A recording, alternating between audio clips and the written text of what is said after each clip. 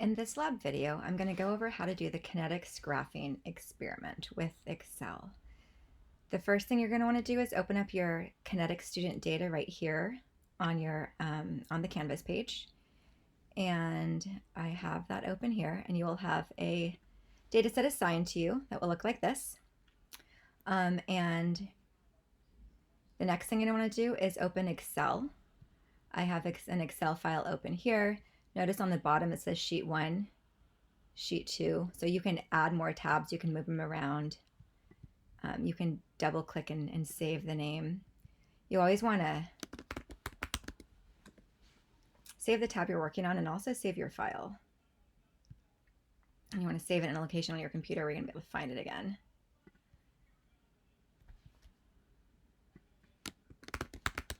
So make sure you do that at the start, so if your computer crashes, you don't lose all of your work. I'm going to then go back to our Canvas page, and I'm going to pull up. So hopefully you already watched these Excel informational videos just to give you to familiarize yourself with Excel if you haven't used it in a while. And I'm going to click on these directions, and these are the directions we're going to go over right now. So the goal today, you watched the video, you saw how the lab was performed, you obtained student data, and now our goal is to make 3 graphs. We're going to make a 0 order graph.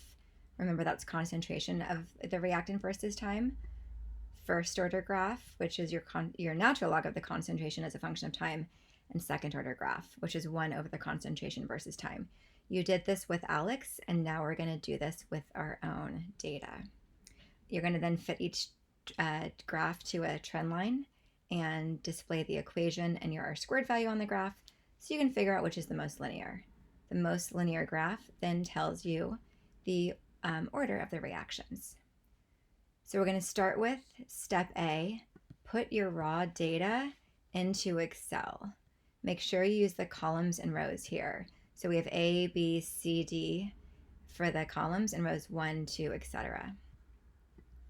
So you're going to take your data, hours, minutes, seconds, burette reading. Notice how in the data that was provided to you in the 1, 2, 3, 4, in the 5th column, it had your initial burette reading.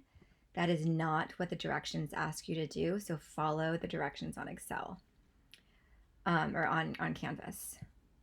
So right here, I have hours, minutes, seconds, burette reading, and you'll see if you read forward in the Canvas directions, the initial burette reading goes into H2. So go ahead, hit pause on this recording, get all of your raw data in. I don't have all of the readings in, I just have enough in so that I can give a good explanation as to how to do over this. So hit pause, then come back once you have all of your raw data numbers in yellow in.